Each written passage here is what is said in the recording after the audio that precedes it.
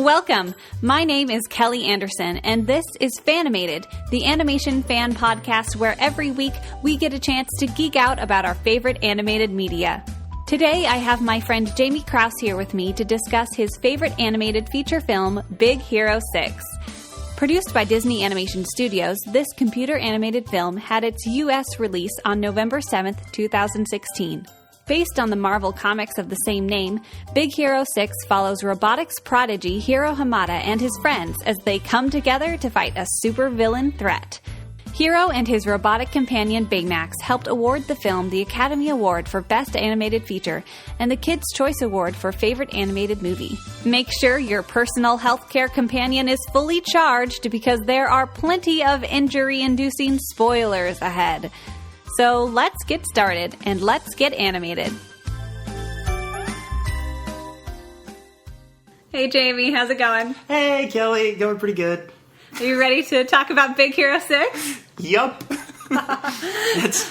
Yes. Good. Because that's what we're here to do. Funny how things work out. It is, we did isn't it? Okay, you talk about Big Hero 6 a lot. I do. I absolutely do. And I know it's one of your favorites. Would you call it your absolute favorite, or? It's one of like two or three. And they're the ones that I really love. Well, the two I'm thinking of right now are so different that I don't. In my head, it doesn't make sense to be like, this one's my favorite, and this one's a little lower. But the other one's called Secondhand Lions, and it couldn't be more of a different film. Yes, I've seen that one. Oh, yeah. That's a good one. No, I really love it. We would watch it a lot when me and my brothers were kids. But yeah, even on its own merits, I think it's just fantastic. Anyway, Big Hero 6, it's weird like how people know about it, because it was pretty well known, and like everyone saw the trailers and stuff. There was the Fall Out Boy songs in the background, and it was kind of rocking for a while, and everyone at least heard about it. And like little kids were making the Baymax sound effects and stuff. I mean, it won an Oscar, so like it's not exactly under the radar or anything. But it is a little weird to bring it up now, 4 years later, because I think everyone moved on pretty quick. Like, it was there. Now let's talk about something else, you know? Yeah. I'm glad they finally got an animated show in the works. It's Have you seen not it? Even in the works. Yeah. Like that it's happening now. I haven't caught up yet. I watched the first one like months and months and months ago, and I know they've had a lot since then. Yeah, I haven't been keeping up with it, but now I should. Exactly. After rewatching the movie again, because I agree. I feel like even with myself, like, I haven't watched it. I mean, I just rewatched it to talk about it, but nice. I hadn't seen it since 2014 or whatever. So I agree. Like, it was like a big thing, and I would say people were pretty excited about it, and it was a good movie, and then it still is, of course. And then not as many people remember it. It didn't have that like lasting impression as some films do. I think I can see that. There were a lot of things that were like, I remember people saying pretty great, and that's all, like, that's funny characters. It had cool action scenes, but it didn't have something that would like stick in your mind, and it didn't have whatever the gravitas of like Frozen or Zootopia or some other movies that people absolutely remember. And I kind of felt the same way until I had watched it another couple times. And after I'd watched it, I think 4 times, side thing. One of the times I watched it because it was the night before I was supposed to leave for Europe, and I was really scared, and I was freaking out. That movie is very comforting and calming to me. So that was the reason I watched it at like 2 in the morning, and I'm like, okay, now I can get to sleep. Now it's okay. Good. Yeah. I mean, don't we all have those films or books or I think so. TV shows that it's like, you're gonna watch this, it'll calm you down, and you can just think about something else. And So after I had watched it 3 or 4 times, I started looking at it a little differently. I started thinking about a few things beyond just Baymax is funny. The set pieces and the animation is cool. There were a few other things that were kind of sticking around in my mind, and long story short, I have an essay. Yes, you have an essay. I do. And it's not... I didn't write it for, like, a project or anything for an English class, which I feel would almost be more understandable. But I just wrote it because I didn't want to forget a couple of these ideas, and then suddenly it was like 10 pages, and it was formatted like an essay. So it's an essay now, I guess. You have an essay. I do. Do you have it? Like, yeah. Can you read some of it? Absolutely. Oh, please. I mean, the only reason I don't want to read it out loud is because it's a little more, I don't know, it's probably a little more formal sounding than just casual conversation. The other reason I'm nervous is because I feel like it would probably take 10 to 12 minutes. You don't have to read the whole thing. I was like, pick some things out. Oh, I gotcha. I said parts of it. I gotcha. The thing about this is it's all based on one kind of overarching idea. So this is what I think, and I think I can back this up. I think Big Hero 6, even though it is a goofy modern superhero Disney movie, I think it tells one of the most compelling dramatic stories about grief that I've ever seen in any medium. Wow. And I know that's saying a lot. I know that's very pretentious sounding. No. And I think I'm not even 100% sure they did it on purpose. I think maybe it just sort of happened because the character of Hero, which is confusing because I'm going to be referring to him in terms of heroes and villains, and his name is Hero. That's right. That makes it very strange. That character, as well as the villain of the movie, play off each other in such crazy, interesting ways that I never even considered until I had already seen the movie a few times. You have just opened the door a little creak, and I am like, I didn't even realize that room was there! What is this door before me? This is wonderful. Oh my goodness. I keep going. This is great. Okay. I'm probably gonna. This is why I brought this. I love that we're just jumping right into it. I was kind of afraid this would happen, but I also definitely wanted this to be how it went. Well, great. I'm ready. I love to that it's like you loved it more the more you watched it, right. And the more you looked at it, and it was able to touch you in different ways. Okay, so I am so ready. Grief. Go. That is also the problem here. I'm afraid I'm going to get to the end of my little spiel and I'm going to have like nothing else to talk about because this was the exciting thing for me. No, keep going. Okay. We have lots to talk about. So, basically, what started this for me was that there is a scene about 2/3 of the way through the movie that it's it's not the climax of the movie in terms of action. It is the... what do you call it? The moment when things fall apart and things look at their worst and the good guys have a falling out. And there's a literary term for that, but it's escaping me right now. We said it's okay to spoil this film, right? Oh, please. It's been okay. All right. Spoil everything. It's been out for 4 years, everybody. You had your chance. So the newly formed superhero group, they've only been doing this for like a short time. And partially in that group and partially on his own, Hero has been trying to track down the person who caused the fire that killed his brother. Because earlier on in the movie, there was this tragic fire, his brother passed away, and for a while everyone thought, it was an accident, what are you going to do? And then, because of a bunch of strange little happenings and clues, Hero realizes that there's someone out there not only who had the fire happen on purpose, but stole his technology Oh boy, there's so much there's so much like retro explaining to do if you haven't seen this movie. I forgot. I shouldn't have started 2/3 of the way into the movie. That was a mistake. No, it's fine. You don't have to explain everything. Yeah, that's fair. But the gist of it is they're looking for the bad guy, right? Right. That pretty much covers it at this point. So they're in this spooky laboratory on this secluded island.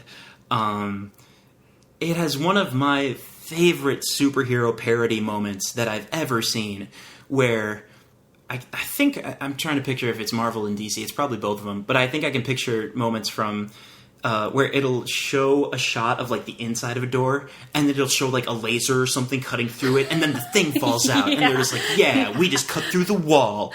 And in this movie, you see that, but the laser like doesn't make a perfect circle, so they have to like keep going to try to get it to connect, and it like doesn't quite work, and then they're like arguing and yelling behind the wall, and then they finally get it to fall in, but the thing moves and everyone's standing back like they were afraid they were gonna get hurt, and it's wonderful. Anyway, the point is they're on the spooky island, they're looking for the bad guy, and this is one of the moments that kind of got criticized a lot from when I was talking to people like, oh man, you got to see this movie, and they were like, it wasn't that great because of this.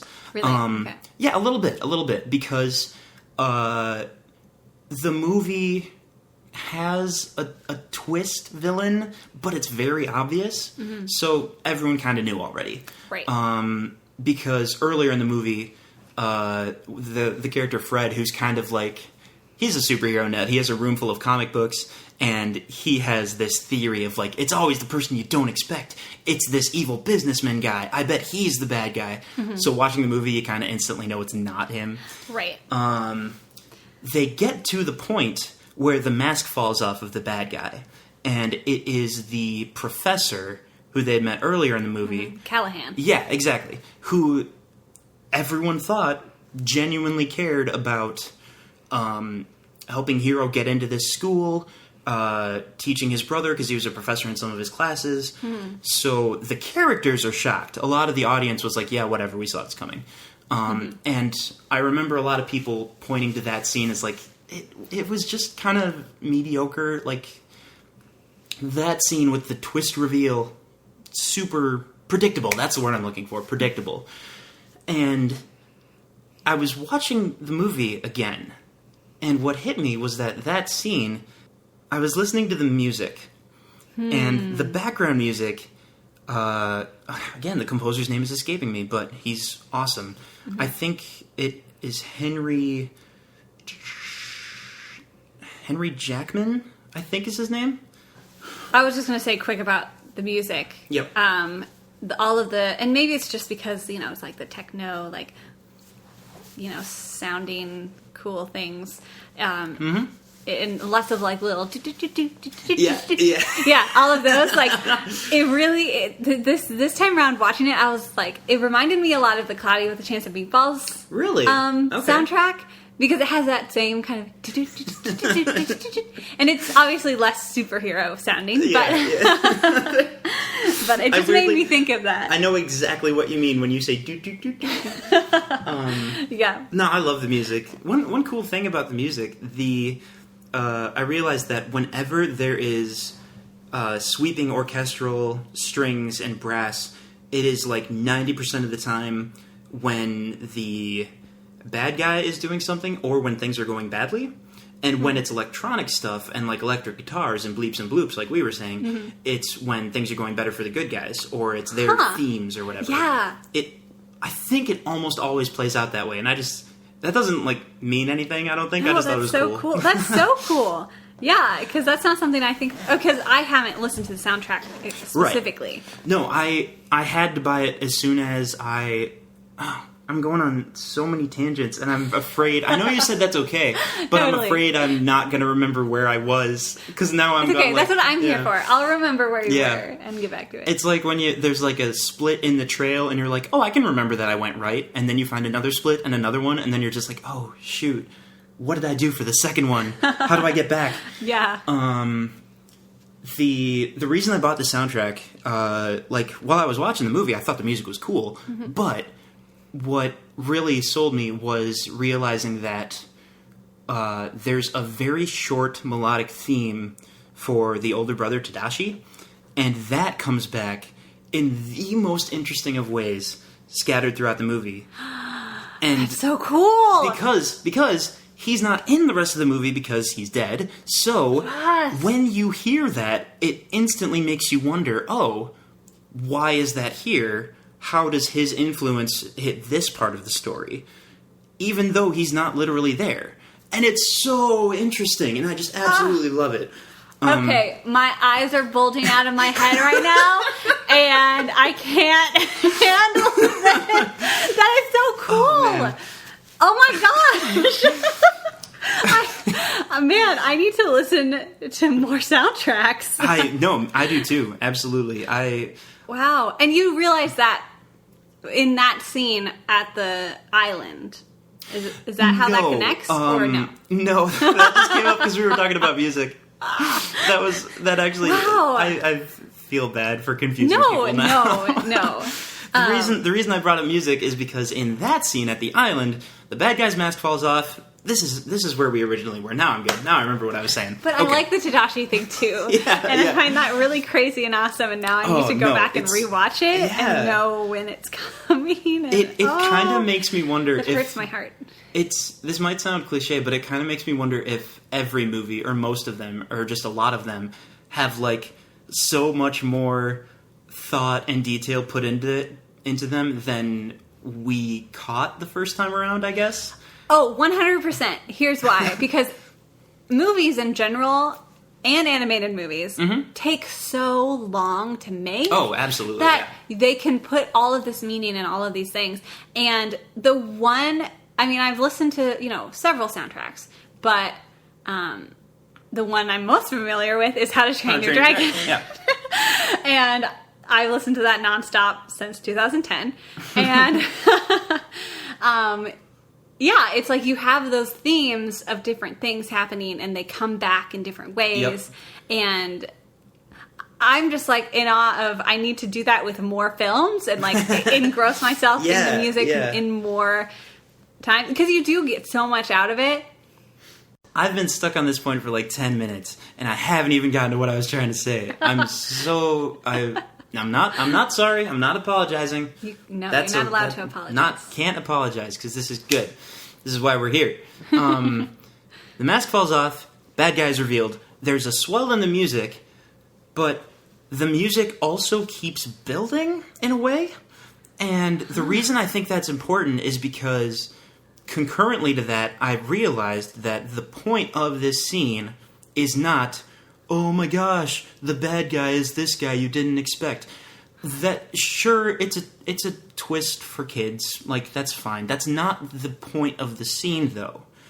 Because the point of the scene, and when the music swells again, is when Hiro says to Baymax, the giant robot, who, remember, was literally created to help people medically and, like, save people, and Hiro says to him, destroy him.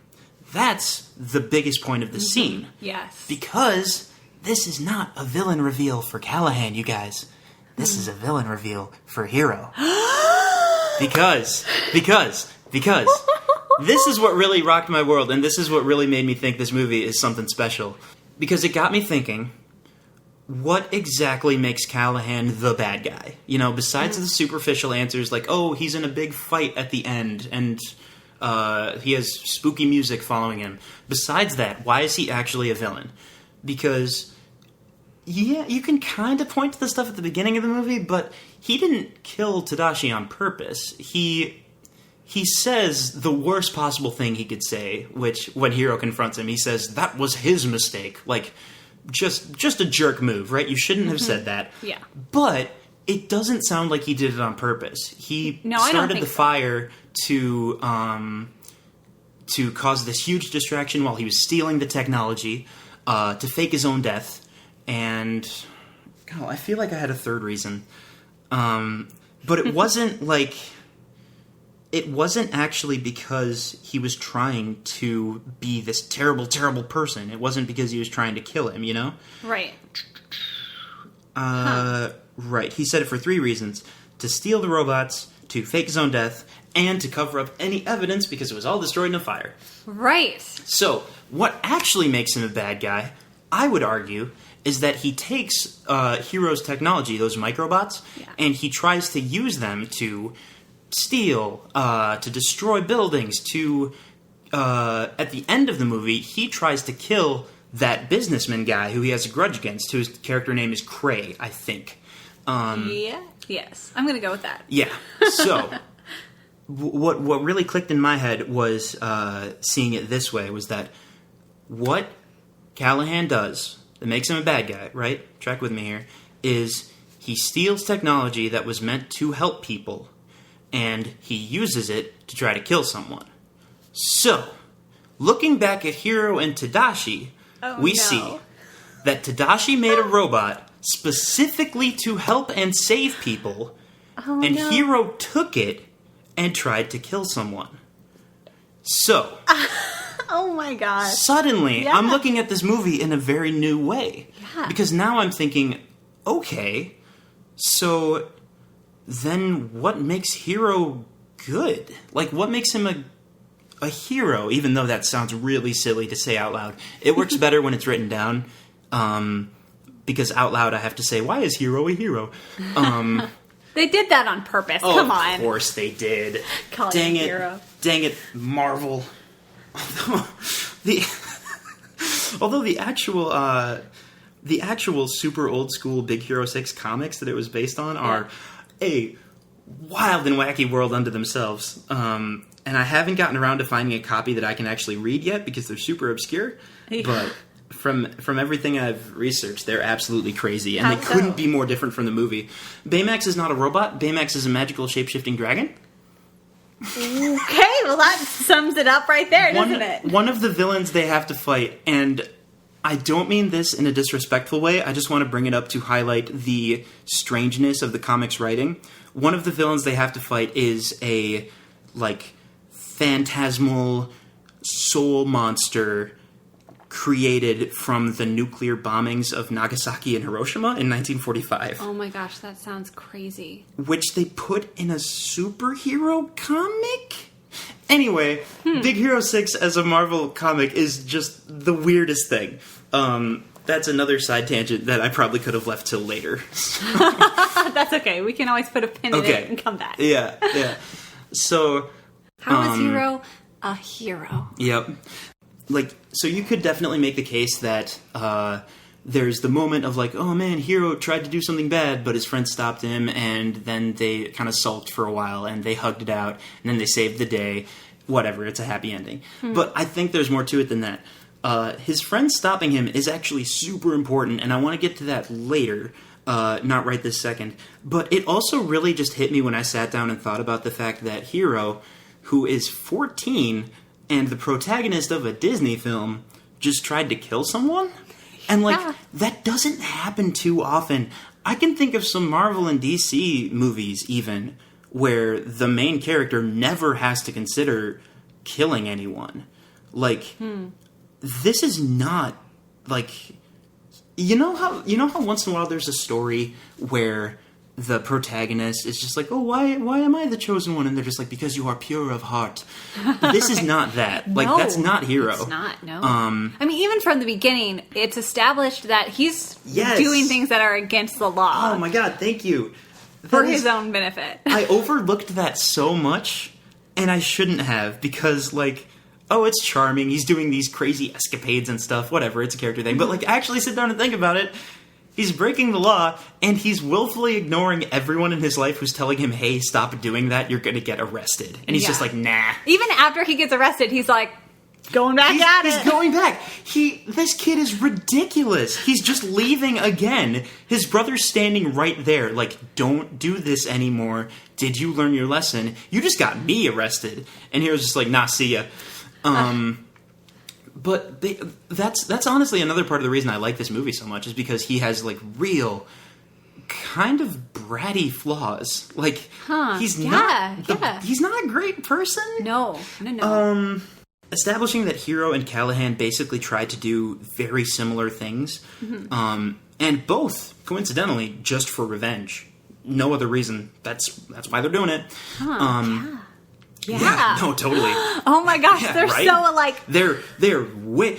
This is why I honestly wonder if maybe they didn't intend this, because usually for a Marvel movie or a Disney movie, I think they would try to be a little more obvious. If they wanted this similarity to be out there, I think they would have someone actually say it. Yeah, yeah, you're right. Like, if it was... So I maybe wonder if it a little bit happened on accident. Anyway, that doesn't matter. I honestly think looking at Hiro and Callahan is one of the most interesting takes on the movie, even though Tadashi and Baymax are super important. Like, let's be clear about that. Yes. Looking at the story as Hiro and them is really heartfelt, and it's a fascinating story. I think Callahan kind of gets overlooked a lot. I would agree, because you have all these flashy, fun, exciting characters in the students, and everyone immediately becomes emotionally attached to Tadashi, I think, because the story is just so sad and real. Right. And of course, everyone loves Baymax because he's adorable and just hilarious in the way he is. And I agree. I think that's kind of why I don't love Big Hero 6. There are multiple reasons why it wasn't my favorite, but I would agree that I was one of the majority who was like, oh, well, I saw Callahan coming. Disney does this all the time. Yep. Like, ooh, it's the surprise villain. And like, there's a lot of real flaws with the movie too. Like, I have like a list of them in my head just because I watched it so much. Yeah. And I think because I like dismissed Callahan as that, like, oh, you're just the twist. Then I don't look into him as deeply as you have. And I would love to say, like, I watch movies deeply, and I am an artistic. It was honestly sort of a coincidence. I mean, aren't all of our passions coincidences? I feel like a reason why I love a movie or a TV show is based off of whether it's good or not, obviously, but also just based off of timing. Like whether you really connect with a song or a story, I feel like it's all about timing and where you're at in your life at that moment, how you... Right. That kind of timing of like how you are, what lens you're viewing this thing through, and I feel like that can just be a big part of it, and is a big part of like a lot of the movies I like. Yeah. It just touched me at the right moment. Or books even, I hadn't really thought about that so much. Because then it does become not just about personal preference, but also like, other things about you, like where you are in your life, like you said, your own experiences, your own... Wow. Okay, that is gonna... I need to seriously think about that later. Yeah. So this is what I was trying to get at earlier. There is a pretty blunt moment where the movie makes it clear that the two are similar, because Baymax asks Hiro, "Is this what Tadashi would have wanted?" And only like a scene after that, Hiro asks Callahan, "Is this what your daughter would have wanted?" Because he incorrectly thinks that she died in that crazy portal experiment. Turns out she's not dead. Right. Which, again, that'll be important later. I will get to that. But he thinks she's dead. So both of them think they are on a mission for justice, revenge, etc. But both of them are convinced they're doing this for the person they love, right? But the interesting thing is both of them are asked, is this what that person would have wanted? Yeah. And both times they don't answer yes. What they answer is Tadashi is gone, or Abigail is gone. And for a while, I assumed that the subtext of that was just no, but I don't care. But more specifically, it's no, so what I want is more important than what they would have wanted. And that's really interesting because both characters are finally admitting this isn't really about them or what they would have cared about. It's about me hurting because of them, Like, you can say it's a crusade for this person, but the truth is, it was them just I don't want to sound too cheesy, but they're like being broken, grieving people. Yes, and they well, don't that's exactly know, what they are, yeah. And they don't know how to make that stop other than taking it out on the person they think is responsible. Mm-hmm. Again, both times with a robot that was supposed to... Well, Baymax was supposed to, like, literally medically help people. Yes. Hero's robots were supposed to, like, improve infrastructure and transportation. He had all these crazy plans. Yeah. And then they ended up just being used as weapons. Mm-hmm. Which... That might actually have some uncomfortable symbolism in the world today, but I should probably leave that alone for now. So, when I was talking about how Hero is basically forsaking his brother and saying, it's not really about him anymore, it's about what I want. The reason that hurts, or one of the reasons that hit me so much, is because during that island scene, when he tells Baymax to kill the guy, there's a bit where Baymax says, my healthcare protocol, something, I can't, basically. I'm a doctor. Right. I'm a doctor. That's Star Trek line. No, that's not. So we're on the island. Yeah. Baymax says, I can't do it. That's not me. And Hero actually takes the chip out, and literally throws it. Which, once I had watched that a couple of times, was like such a slap in the face to me to realize that he literally throws it away. Because that chip, earlier on in the movie, Tadashi says, this is what makes Baymax Baymax. Yes. Ergo, he's holding his brother's life's work and everything he cared about in his hand and literally throwing it to the side. Like, the symbolism there never hit me until I'd seen it like 4 times. Like, that's what Tadashi wanted. Yes. And he's throwing it away. That's the thing he was so excited to not only share with the world, but to show his little brother. Like, look at this amazing thing that can help people. Mm-hmm. And Hero... It could not be more blatant, and I feel so silly that I didn't see it the first time, you know? Yeah. Wow. I mean, no, because I am feeling the same way. Like, all these things, like, I definitely haven't thought about. And it's got to be... They had to have made it so that Callahan and Hero are asked the same questions and are experiencing the same grief, and how they're dealing with that is very similar, and then ultimately is different. And also about how they're both asked, is this what they would have wanted? Yep. And then when Callahan's daughter Abigail comes back, and you see her being taken away by the ambulance, and you see Callahan, that look that he has was awful. Is so, because he's like, because she's alive, and you didn't know that. Yeah, it's like he would have acted differently, like, if he knew that she would know what's happening. You know what I mean? Like, like, if he knew that his actions would, like, she would somehow know about it later. Right. So it's like, that's a really good point.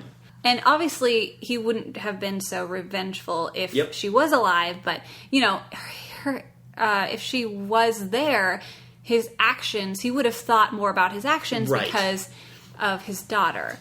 And there's so much going on for him at that moment because, I mean, I can't even imagine. Like, he's realizing she's alive, which must be just crazy in itself. Mm-hmm. But it also must hit him that all of this insane supervillain stuff, it was based on something that wasn't even true. Mm-hmm.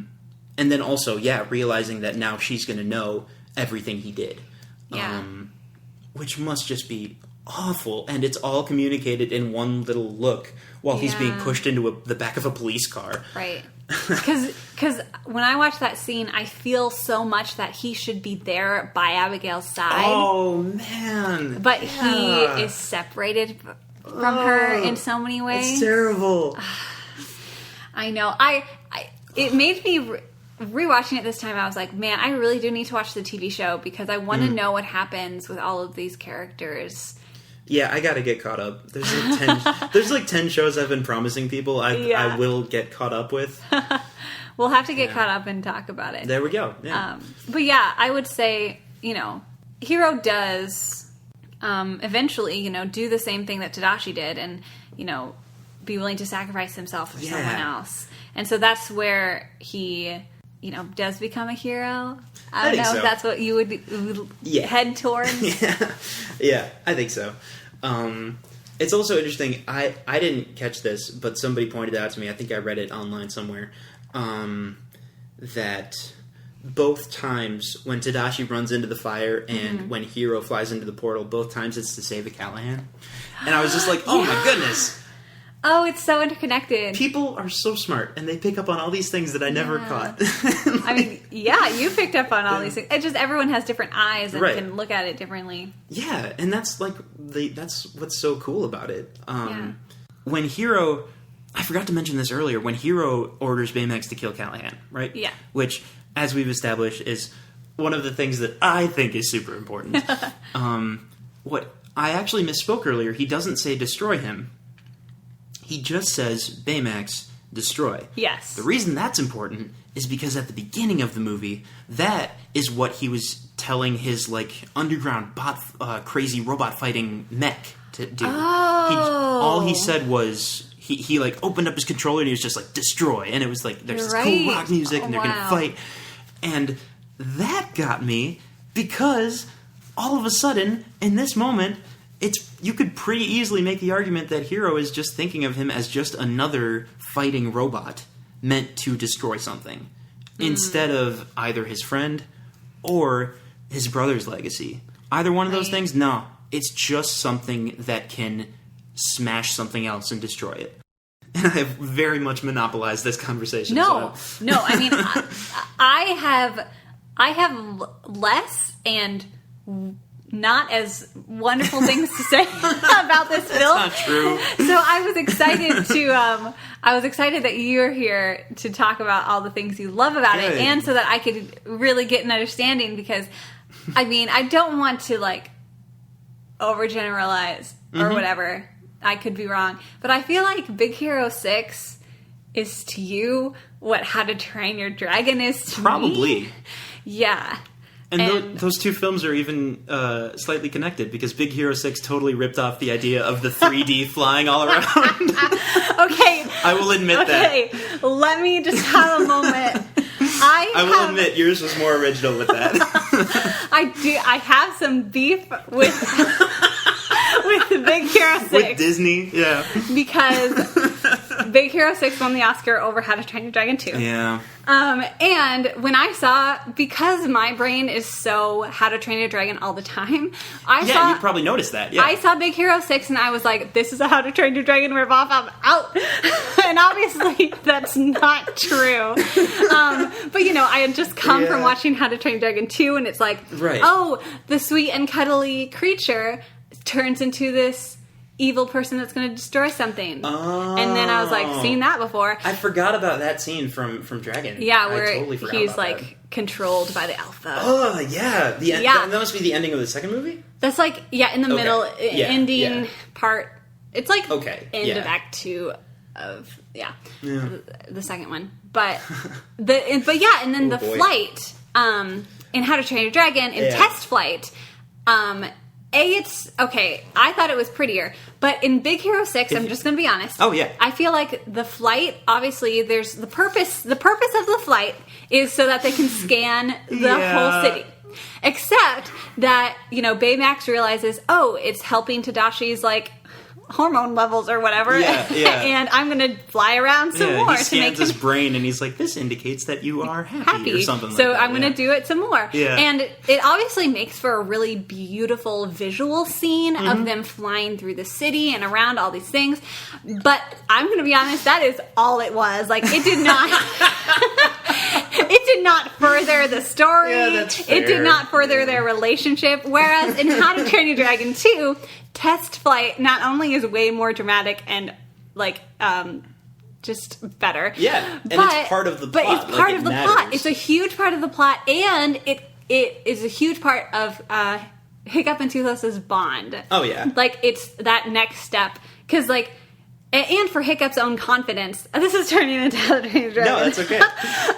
For Hiccup's own confidence too. Of I just need to get rid of this the cheat sheet has flown away, and I'll just have to do this by instinct and go. And so with Big Hero 6, it felt like a waste of a scene, like it didn't need to be there. I can admit that. If you guys haven't seen How to Train Your Dragon, you really should. It's amazing. We will definitely be talking about it in the future. Right. It's kind of like you said, the more optimistic part of me definitely thinks it's because it's showing that rare moment of joy, even though so much of Hero's story has been full of darkness and stuff. But the more cynical part of me is like, they just did it because DreamWorks did it.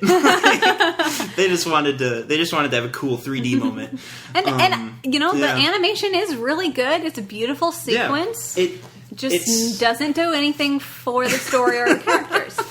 That's fair. And here's one more thing. You're good. You're good.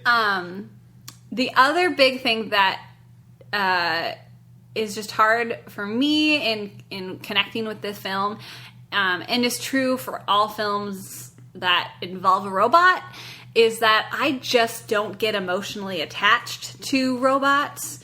I have a constant internal monologue of this has been this robot has been programmed. Oh, totally. This robot doesn't have emotions. You can't connect with a robot. So even really great films like Big Hero 6 and The Iron Giant. The Iron Giant is still one of my favorite films, but I still don't have that emotional connection because it's a robot. It is strange that the story, by calling something a robot, is literally telling you, like, this isn't a person. And then they move keep, on from there, yeah. Then they keep trying to make you connect with the robot in human ways. And I get that, because there's a lot of conversation to be had around that, especially now where there is a lot of, like, this is happening in real life. Oh, gotcha, yeah. And it's like that connection to technology, and like it makes a ground for, exploring that relationship of a human and a robot. But for me, being engaged with the story, I just...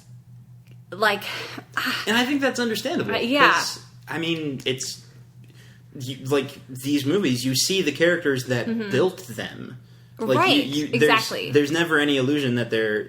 No. I mean, there's a couple movies that try to kind of toe the line with that, like where a character you suddenly learn is a robot and you thought they weren't, or something like that. Right. That's true. That's true. I don't think I have a really good reason for. I think maybe for some people they just are able to accept that more easily. No, I agree. Yes, and I would say my suspension of disbelief is pretty good. Yeah. But this is just one of those things that is hard for me, and I'm willing to enjoy the movie. But yeah, when it comes to the end and it's this big... I mean, I think it's a good moment, and it's like this big emotional thing of, Baymax is sacrificing himself. But... when it zooms in on Hero's face... Instead of Baymax, the reflection in his eyes, if you look in close enough, shows his brother. Spread the word. It's awful. It's so sad. No way! Yep. Oh, no. Once again, I didn't catch that. Someone pointed it out to me by, like, screenshotting that bit and, like, zooming in. Oh, my gosh. So then I was looking for it the next time I watched the movie, and it's totally there. It's my gosh. It's awful. Okay, it's so sad. Okay. Well, that might help me a little bit, because maybe because I do believe that, like, I'm not super connected to Big Hero 6, to Baymax, but I do believe that Hero really is attached totally. to... I mean, I believe that, and I can get behind that. Like, that Hero, regardless of Baymax not being able to reciprocate, I do think that in his grief, Hero has attached to Baymax. Definitely. For sure. And so that is just... great, because that's like even proof of twisted the knife. Of this is how I'm seeing you as, Tadashi's creation, and I'm trying to connect to Tadashi through Baymax. Yeah. And even just like the surface level shock of having another person literally drifting away from him, and it's just like he's already lost so much. I know earlier I was being pretty critical of like, oh, this kid sucks, but this kid's like 14, okay? Yeah. He's had a lot of garbage happen to him. Like, I feel bad. Oh my goodness. Oh my goodness. Okay, I kind of want to go back to something I was saying earlier. Okay. Okay, so the reason I say I think this story is actually about grief, and why I think it portrays grief so well, is because there's actually a ton of moments that I hadn't really considered scattered throughout the movie that make that really come into focus. Earlier in the just after Tadashi dies, there's this awful, heartbreaking shot of his aunt comes up to the attic with a plate of food, and she sets it down, and she picks up the other plate of food that he clearly hasn't touched. Yeah. And, like, it's just little things like that. And there's even a moment that's kind of played for laughs later on when he's talking to Baymax, and Baymax is like, here are the treatments for grief. I will contact your friends now. And he's just like, what? Starts up a call. But the reason I bring that up is because I think that is what has hit both him and Callahan so much to twist them and make them such similar people. That's what I was trying to get at earlier when I was just scrambling and all over the place. So we've gotten to that. And like how Hero does have supportive friends. Yes. And Callahan doesn't. Absolutely not. And so, yeah, wow. And how very, very important those connections and relationships are. You have just hit the triple sevens. There's bells going off. There's money falling from the casino ceiling. Lottery. Because when you asked me earlier, like, what makes Hero good? What makes him different? Yes. The thing I came up with was nothing. I was trying to think of anything. Like, Hero loves his brother. Well, of course he does. Callahan loved his daughter, though. Yeah. Hero thinks he's doing the right thing. Well, yeah, Callahan probably does in his own twisted way. Right. I even had in here, you could totally argue that Hero is being less noble because he's, at the beginning of the movie, Callahan is like the prestigious head of this scientific department that is giving students classes and helping them with their education, and Hero is scamming thugs in back alleys.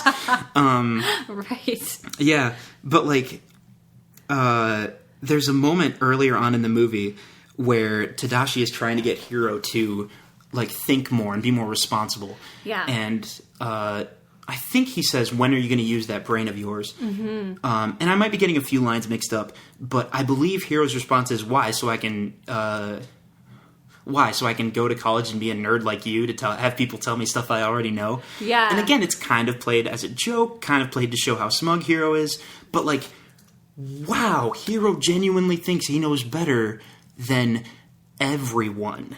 Like, it's played a little bit goofy, but he is so convinced. And, like, if he's literally a genius, that makes sense. Because people probably would have told him, hey, you have a smarter intellect than most people. Mm-hmm. So he really, truly has taken it to his mind, I guess, that he knows best. Mm-hmm. Which ties in so horrifically well with people trying to get him to stop this crazy campaign of revenge. And him just say, no, I'm not going to. What I want is more important because I know I'm right. And even just that the friends were there. Yes. Excuse me. That's just an even more literal reason of like, you need to have support and you need to have friends, because when you do turn that ugly side, they can stop you. Oh my goodness. That is what kills me, because I hadn't even really been thinking about that. Mm-hmm. I was still just trying to parse through, like, what are the specific hero qualities? There's got to be something. And I didn't find anything, because that's not the answer. Mm-hmm. The answer was the title of the movie, The Team. That's why even though, just from like a purely objective, you could totally argue that they're not the most developed characters ever, but I still really like them so much because they are trying to get a hold of him when he's like shutting himself off in his house, and they're trying to help him, and they're with him when he's making that presentation, even though they barely know him. They just know his brother, and they're like, oh, we'll help out. And they're helping him with this crazy superhero scheme, even though they barely know him, purely out of respect for his brother and because they want to help him. And they're there when he does all this wild stuff and tries to kill someone and abandons them. And they're there to forgive him afterwards. It's so... it just absolutely... It is crazy to me. Because they're so determined to be there. And that actually got me thinking of one other thing. Mm-hmm. That, I mean, like you said, Callahan likely doesn't have people like that. I mean, I'm speculating a little bit here, but like, the only people we see him talk to are Tadashi, who dies, his daughter, who he thinks is dead, Cray, who he hates, and Hiro, who actually talks to him at the beginning of the movie. He talks to him more like a fan with a celebrity or something. Yes. So that got me wondering, he probably doesn't have a whole lot of people who actually can talk to him, or he can actually talk to. And that's what makes it so dangerous, and what makes these two characters in such different lights, is that one of them is grieving and heartbroken, and the other one is the same, but also lonely. And, like, that's not good. Yes. That is a bad combination. You can't, like, shut yourself off. It's so rough. Yeah. In that grief. I just want to reiterate how much I like these friend characters. Even though they're a little goofy, and even though they kind of have Power Ranger colors for their costumes, I just think they're amazing. They stop him from killing Callahan. I forgot to mention that earlier. That is very important. They actually stop him. They've seen him at his complete worst, and they still want to be there and help him up. And I just, that almost made me cry when I was thinking about that. Wow. I think to kind of put kind of everything into a point here, I think I would look at the scene which probably made people cry more than any other scene, which is when Hiro finally breaks down crying, and Baymax shows him the very last video of, he shows him snippets of all of the test footage that Tadashi was doing. And it's even a little bit funny in that moment, because, like, things are going wrong, and he's just like, here we go, test number, and then the power goes out or something, or one of the pieces breaks, and he's just scrambling to get it fixed, and it even makes Hiro laugh a little bit. But what really sucks about that scene is, obviously the scene reminds him, oh, my brother wanted to help people, not hurt people. But he also says straight to the camera, like, ostensibly to Baymax, but the narrative, he's saying it to Hiro, you're going to help so many people, so many. Like, I'm not giving up on you. And that's, like, one of the themes of the movie, obviously. Yeah. But I think this is very likely the first time Hiro has actually seen his brother in a really long time. And it's just after he did all of this crazy dark stuff. And now he's reminded of that, not in a condemning way, but also, I mean, it's probably partially making him feel like he, betrayed him, but also in a way that has that hope and that forgiveness and that love. It's so good. Yes, okay, that's why it's so important for Hiro to try to communicate that message to Callahan. That's why he desperately tries to be like, hey, stop doing this, hold up, I just realized, like, how much of a monster I almost turned into, like, you need to stop. Yeah. And that's when they have those echoed lines, very similar feelings, because they're so incredibly similar. Yes. And Hiro was lucky enough that he had friends and he had the love of his brother to, like, change his mind and let him have the strength to decide, I'm not going to do that anymore. I'm going to try to help instead. And Callahan didn't have that. And it's like, it makes it almost hard to watch now, because I hadn't considered any of that stuff before, and I just love it. Wow. Okay, I'm just going to read this because I think it's cool. There's a hint of foreshadowing in regards to this theme early on in the film, subtly setting up the crux of the entire story. Baymax outright tells Hiro that he's battling grief. Ergo, the rest of the movie seems to be asking, how do you move on from something like this? How do you defeat a monster like grief? Well, you can't. You can't escape that darkness. You can't stop yourself from becoming something darker and becoming a villain. At least, not alone. And I thought, I know it's very, very pretentious to read your own writing and be like, that's the point I was trying to make. But I was getting tired of stuttering over my own words, so I just wanted to read it from the notes. Guys, I really like this movie. I can tell, and it makes me so excited that you are so passionate about it. Yeah. And now I need to watch it again so that I can have all of these new inputs into the story. There's I swear, there are 20 different lines that get repeated from the beginning of the movie to the end and mean something different the second time they come around. Oh my gosh. I absolutely adore it. Oh my goodness. I love that. I can't wait to rewatch it. Oh my goodness. This is also new and wonderful. Thank you for opening that door. Yeah, into for sure. all of this wonderfulness. There's, I did want to say the one, not as deep as this, but when I was watching it again, what struck me was how Tadashi acts and how he interacts with Hiro, because I was thinking about it and I'm like, okay, Tadashi is this kid who's really smart too. He's really smart, and he loves robotics and all these things, and all of a sudden he has this younger brother who is also really smart and is smarter than him. I would, that would be tough. Hiro is smarter than Tadashi. Hiro is taking on the same interests in robotics as him and far exceeding him. And instead of turning that into some sort of kind of rivalry, Tadashi encourages it. And Tadashi wants Hiro to be better and to continue to grow and to use his knowledge for the good of mankind. Instead of the good of his wallet. And I just, that just struck out to me, for me. I hadn't really thought about that from his perspective. Yeah, because to me, like having siblings and being competitive, like, I don't know if I would have reacted the same way as Tadashi. It would just be so easy to be like, to be more competitive and to be even just disapproving and like, oh, Hiro, what are you doing with your life? Right, and beating him down on that.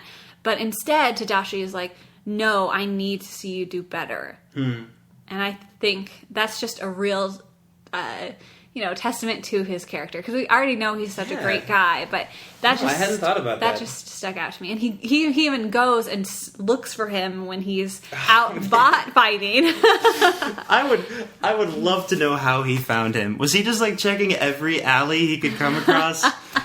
Actually, there's a fan theory I really love that Tadashi is so used to this nonsense shenanigans that he's like put trackers in Hiro's sweatshirt or something.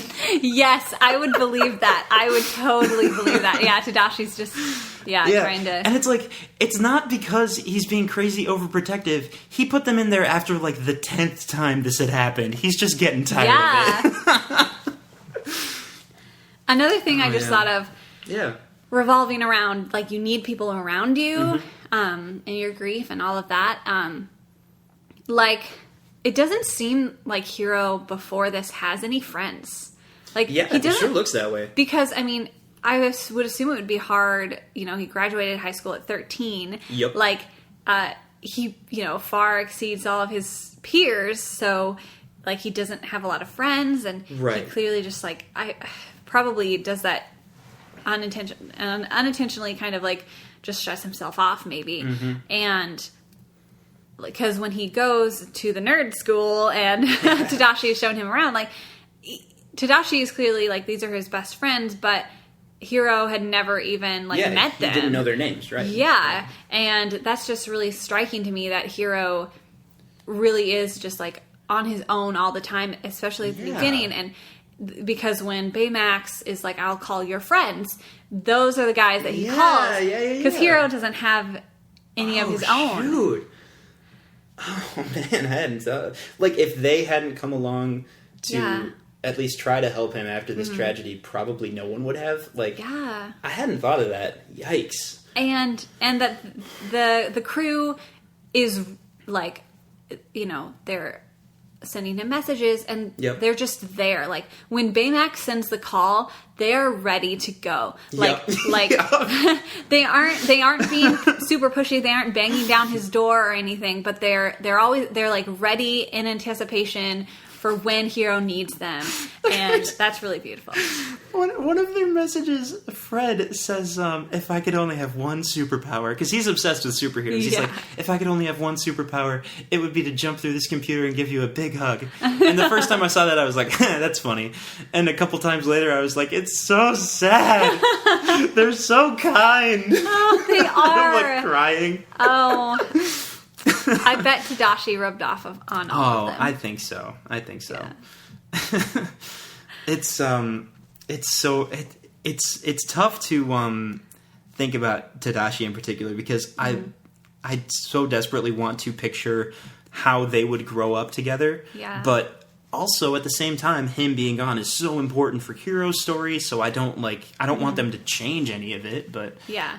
It's so tempting to just imagine, like, oh, what would have been?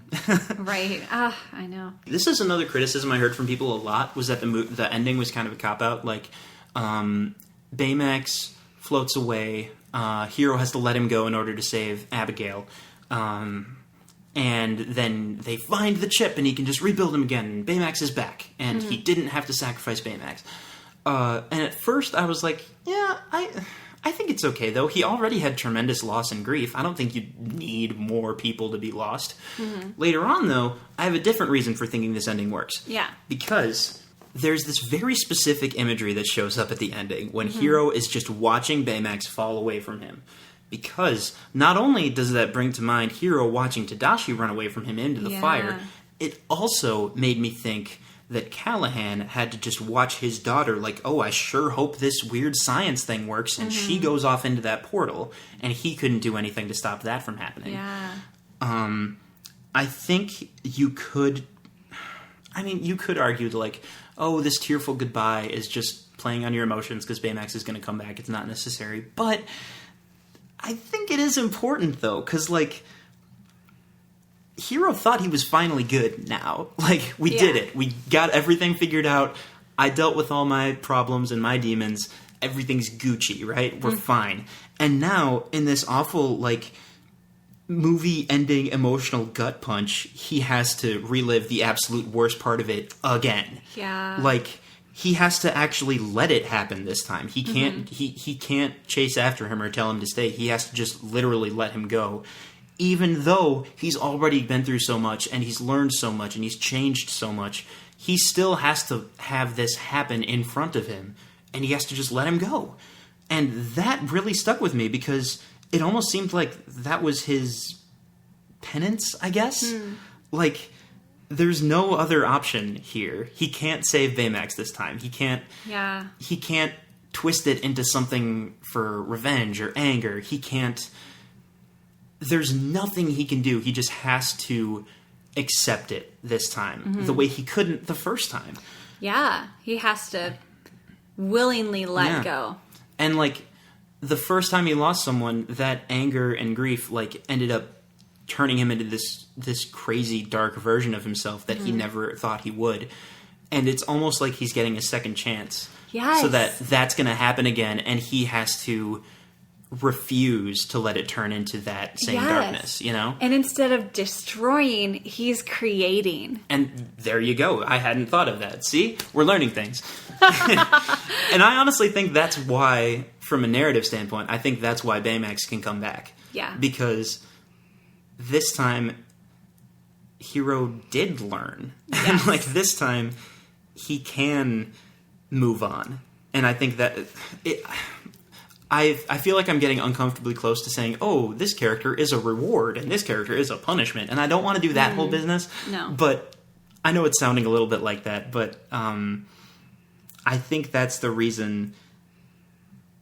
I think that's the reason the film ends how it does, is what I was trying to get at. There's one thing I can't defend about this movie, and I wish I could just forget about it, but I always remember it.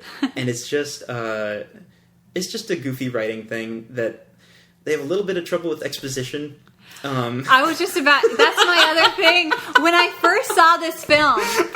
There's no way to defend it. There's no spin. Are we still in Act 1? Are we halfway through the movie and we still haven't gotten to... What? I can't turn that into something positive. I can't argue why I think it's good. They just take so much time at the beginning. It's rough. Yeah. There's a bit where Hiro says, it's as someone who loves this movie, I want to be like, oh, it's no big deal, whatever. As someone who took English classes, I'm like cringing inside because Tadashi says, oh, what would mom and dad say if they knew about this? And Hiro's like, I don't know, they're gone. They died when I was 3 years old. Remember? It's like the worst case of tell don't show. And I'm like, well, that's not my favorite line. Nope. You both know that. Why would you say it out loud? But But I do... I wish that wasn't stuck in my brain as something I can easily remember. The rest of the movie is so good. That's all right. It is. Man, I can't wait to... I just honestly can't wait to watch it again with all these new insights. I think the one last thing I will say is I appreciate the character of Aunt Cass so much. I just wanted to give her a little props because... Oh my goodness. I mean, all that she does and deals with and she, tries her best and she, does what she can, and it's so wonderful. She's just such a great character. She's trying so hard. And she's not a superhero. She's a normal person in this crazy, ridiculous world. Yes. And she has that rant about, do I know how to raise two teenage geniuses? No. Should I have picked up a book about parenting? I don't know, probably. Where was I going with this? I think I had a point. And they don't know what to say, so they're just like, we love you, Aunt Cass. And she just yells, I love you too! Yes! And, she has all this energy and, frustration, but she's yelling all these wonderful, positive things. Yeah. Maya Rudolph, if you're out there, it was a good job. It was a good acting gig. You did a good job. I think you did very well. Yes. The delivery on those lines was very funny. So, I always ask this. Okay. What have you been watching recently that you've liked? Okay. So, there's another anime. Okay. I believe it's usually called Fooly Cooly, but the actual title of it is just FLCL, but I think that's how most people pronounce it. It had one season, a short season, in 2000 or something. And just recently, I think this year, in fact, they kind of did a continuation, I guess. Not a sequel exactly, but the same studio. They got the same crazy rock band to do the background music. Yeah. So it's basically season 2, kind of. So I was like, I should get around to watching that first one because I've heard it's crazy awesome and it's this ridiculous pioneer of anime, right? So I start watching this show, and there's only 6 episodes. It's very short, but it's probably one of the strangest things I've ever seen. I'm on episode 6, so I've watched 5 of them, and I don't know. Usually I watch something and I'm like, cool, here's what I think about it, here's what I liked or didn't like, and with this one, I don't know what it is. But you're still intrigued by it, so you're going to see what's going to happen. And the music is fantastic. It's just absolutely wonderful. The animation is crazy and fun and likable. But if you asked me, did I like the plot, I don't know what the plot was. So I can't answer that question. I just recently watched a short film called One Small Step. Okay. And I don't know how to pronounce the studio name, but it's TAIKO Studios. And it is absolutely beautiful and really precious. It's about this little girl and her father, and it's kind of their relationship, and she all she wants to be is an astronaut. Okay. And, space explorer or whatnot. One small step for a man. Yes. Yeah, so it's it shows her, and she's growing up and going to school, and the father makes shoes, and her life and her story is kind of connected with these different shoes that she wears, and she'll break her shoes or something will happen, and he will take them and he'll fix them. He'll fix her shoes. And I won't spoil what happens, but you should definitely go watch it. It's just really sweet, and